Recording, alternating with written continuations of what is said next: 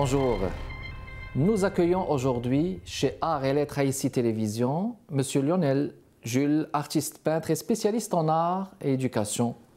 Sa démarche créatrice cherche à instaurer un système particulier de composition fondé à la fois sur l'agencement improvisé de matériaux et une combinatoire symbolique. Ses œuvres figurent dans de nombreuses collections privées et publiques, par exemple le Musée d'art contemporain de Montréal, la Banque nationale du Canada, l'Auto-Québec, la Maison Blanche, l'ambassade d'Haïti à Washington, la collection municipale de Boucherville, la bibliothèque de la Brière, le centre d'art de Boucherville et bien d'autres places. Nous avons le plaisir de l'accueillir aujourd'hui pour cette entrevue chez Art et Lettres Haïti Télévision. Ici Kamal Benkiran, bienvenue parmi nous. Je vous souhaite la bienvenue, Monsieur Lionel Jules. Merci, Monsieur Benkiran.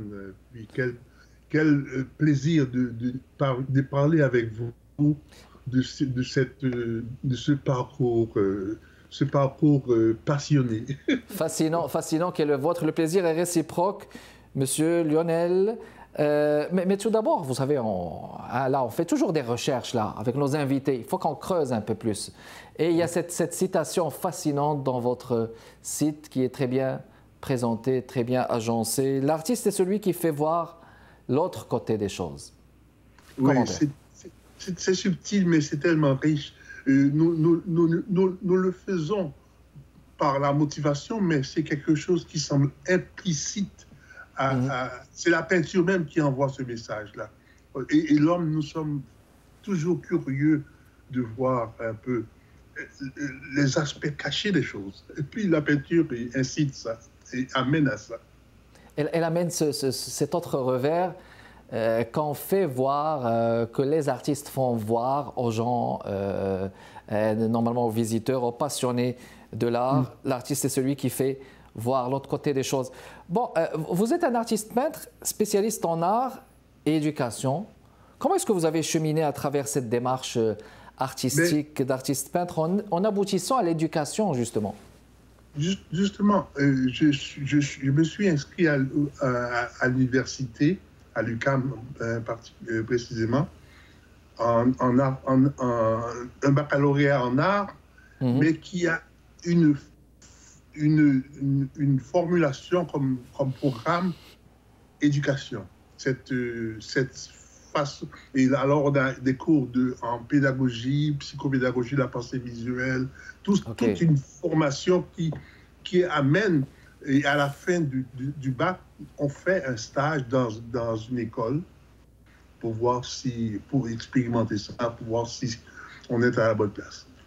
Mais il faut voir aussi, il faut dire que surtout que l'art et l'éducation se complètent. Rien ne va pas sans l'autre. Sans l'éducation, l'art ne peut pas peut-être aller vers les chemins qu'on attend de l'art et de l'artiste en général. En effet. Et c'est on pourrait dire, l'art, comme dans la vie, c'est un apprentissage constant, n'est-ce pas? Un plaisir constant d'apprendre également. Exactement. C'est pas nécessairement douloureux. S'il y a un autre mot qu'on pourrait exprimer, c'est pas laborieux, voilà. Oui. Mais là, vous dites quelque chose d'intéressant, un apprentissage constant avec cette volonté de continuer à vouloir apprendre. Parce qu'il faut avoir aussi l'humilité, n'est-ce pas, de continuer à vouloir apprendre pour se perfectionner.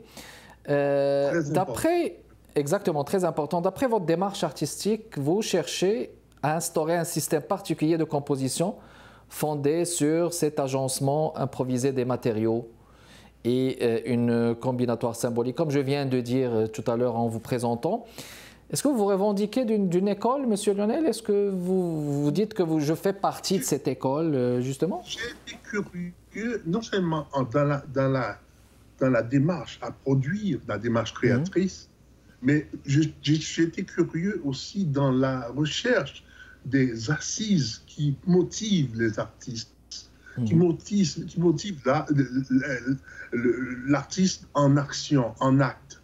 Évidemment, on retrouve cette motivation-là chez tous les artistes, les Picasso, les Matisse, les Paul Klee et tout ça.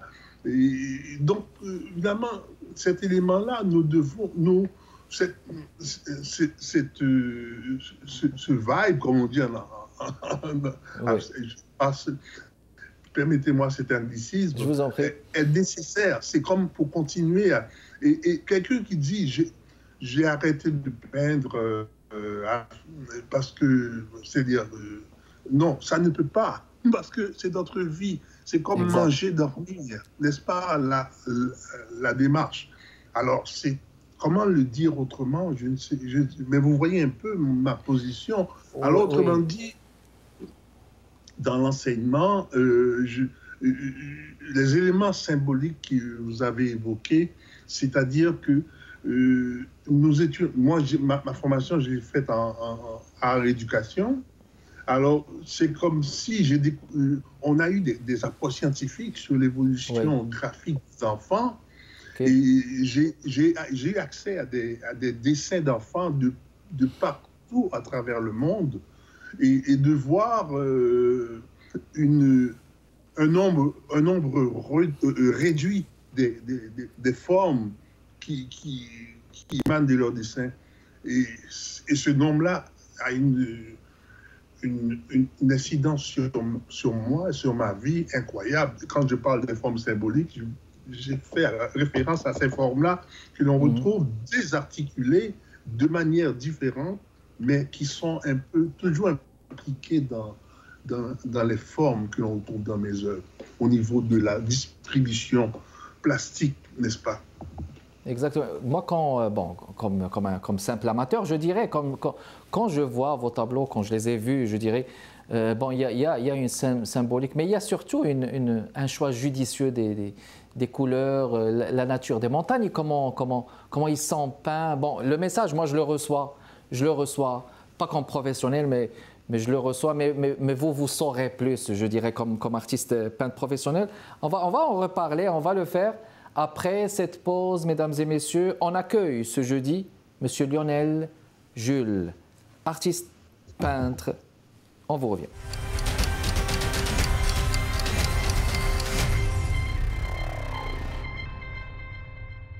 De retour avec vous, mesdames et messieurs, chez Art et Lettres en ce jeudi, avec Lionel Jules, un artiste peintre avec des tableaux qui sont fascinants, très profonds, avec une symbolique. Je parlais tout à l'heure de ce choix de couleurs, peut-être avec une opinion subjective, là. Mais il y a aussi ce mouvement spécifique, permettez-moi de le décrire, Monsieur Lionel, un mouvement spécifique dans votre peinture qui dialogue avec des formes intemporelles, évoquant ce parcours, votre parcours singulier, la trajectoire de l'art, comme phénomène témoignant de l'affectivité. Ça, c'est un mot important, de l'affectivité, affectivité individuelle et collective. Comment ce mouvement dont vous parlez enrichit-il justement votre élan créatif, justement? Je vous ai dit que cette forme-là émane de ces dessins d'enfants et je les perçois comme des formes vivantes, n'est-ce pas, qui, au fil de l'évolution de l'humanité, perdues à travers qui émanent des dessins comme des incontournables pour traduire la vision du monde de chaque enfant. Et donc, il y a quelque chose de magique, quelque chose de vivant. Et ces éléments-là, j'essaie de les amener, mais pas toujours les miens, parce que chaque enfant a une substance particulière. Exact. Alors, ces éléments-là doivent sortir, et c'est ça la personnalité. Et l'artiste, comme ses empreintes, dans la forme, par la main qui sort, est quelque chose de singulier. C'est ça qu'il faut retenir. De singulier, oui. Oui. Une certaine sensibilité aussi donc, à retenir justement. Vos tableaux, là, une question peut-être à propos des thématiques. Là, je sais qu'on parle n'est-ce pas, de symbolique, surtout au niveau de vos tableaux, mais aussi on a l'impression qu'on voit des tableaux abstraits. Voulez-vous nous parler de ces thématiques? Qu'est-ce qui vous parle? Qu'est-ce qui vous interpelle, justement? Bon, alors, thématique, ça vient par défaut, c'est-à-dire que les formes que j'utilise sont le carré, le cercle, le triangle, etc. Ouais. Mais la couleur, vous avez parlé au début, et je ne voudrais pas manquer ce côté-là. J'ai connu personnellement un grand de la peinture internationale, mais québécoise aussi, le grand Guido Molinari. Il dit que la couleur vient de nous, fait partie de notre être. Et ça, il y en a qui ont fait des recherches autour des œuvres de Chevreul et tout, ou bien de l'autre allemand, là, n'est-ce pas, qui était de l'école du Bauhaus. Je crois qu'il y a cette approche d'utiliser, c'est un peu ça qui a abouti aussi chez les impressionnistes, une façon d'organiser les couleurs, etc., d'arriver à des éléments existants, n'est-ce pas, sur l'usage de la couleur. Mais la couleur est naturelle. Et là, la mienne, je peux dire, c'est naturel. Et bien sûr, c'est un peu à travers cet élément-là qui peut expliquer qu'on voit la couleur du soleil d'Haïti, on ne trouve pas ça dans le paysage québécois. La couleur vient de l'intérieur. Et ça, cet intérieur-là nous habite profondément et elle est chaleureuse. C'est magnifique. La couleur vient de nous. C'est un état d'âme, on va dire. Hein? Un état d'âme. Un état d'âme. Exactement, qui permet, n'est-ce pas, de générer ces couleurs qu'on ressent, hein, n'est-ce pas, quand on est... C'est de l'émotion. C'est de l'émotion, du ressenti. Parlons de vos expositions intéressantes, Monsieur Lionel. Vous avez participé à des expositions et des activités entretenues lors de votre parcours. On citerait entre autres celle-là, Zigzag et carré plastique haïtien en Amérique du Nord à travers l'autobiographie américaine de Dany Laferrière, qu'on salue d'ailleurs. Oui, c'est un ami, on a fait beaucoup de projets ensemble, moi et exactement. Mais ma question, si vous permettez, justement, je vais juste élaborer ma question parce qu'elle me tient à cœur, parce que le fait de plaquer quelque chose ou un genre sur un autre, comment est-ce qu'on peut élaborer une technique picturale en prenant appui sur un roman, comme justement le roman de Dany Laferrière, Chronique des Rives douces? Alors, je vois que vous vous référez à un texte qui est sur mon site.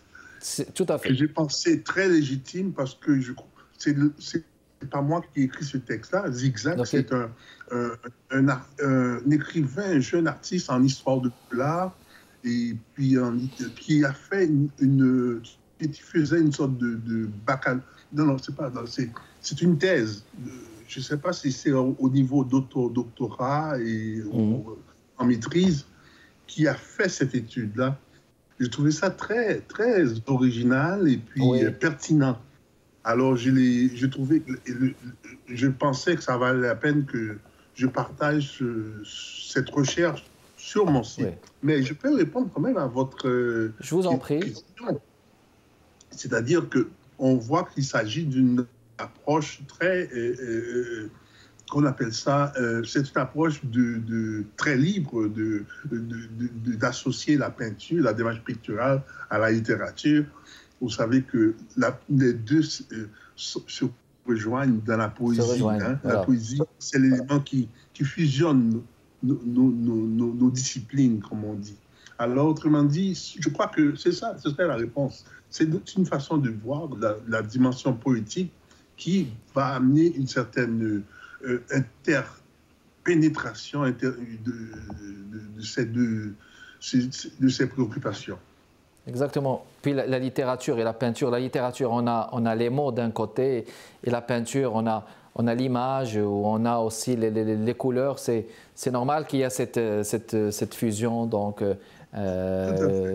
cette interpénétration entre les deux. Alors encore une fois, une pause et on revient dans les prochaines minutes pour continuer notre conversation avec M. Lionel Jules, qui a exposé partout, qui a été un peu présent partout, avec des tableaux, comme vous pouvez le remarquer de temps à autre, mesdames et messieurs, dans votre arrière-plan, des tableaux très expressifs, avec des couleurs, on va dire, qui sont très interpellants, qui peuvent même nous parler. On relance, on vous revient dans les prochaines minutes. Restez avec nous.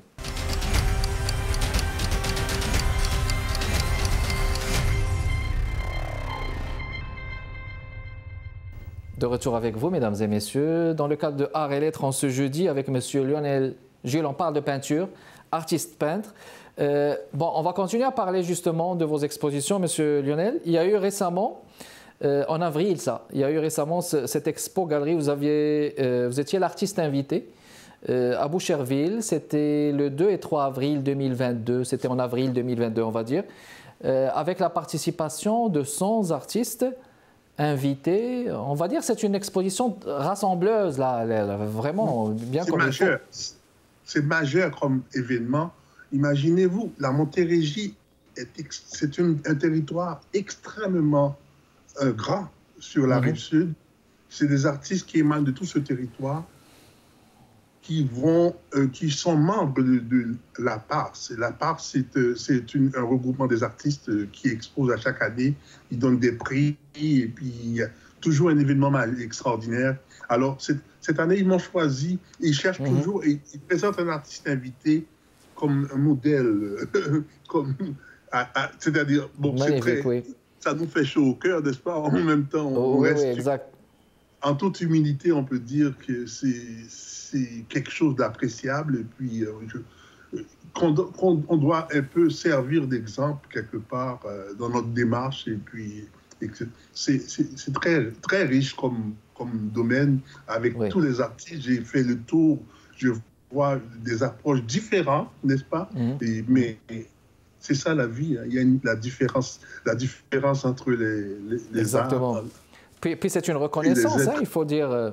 La reconnaissance est toujours importante et intéressante dans tout parcours. Il y a un hommage aussi à l'Ukraine 2022. Oui.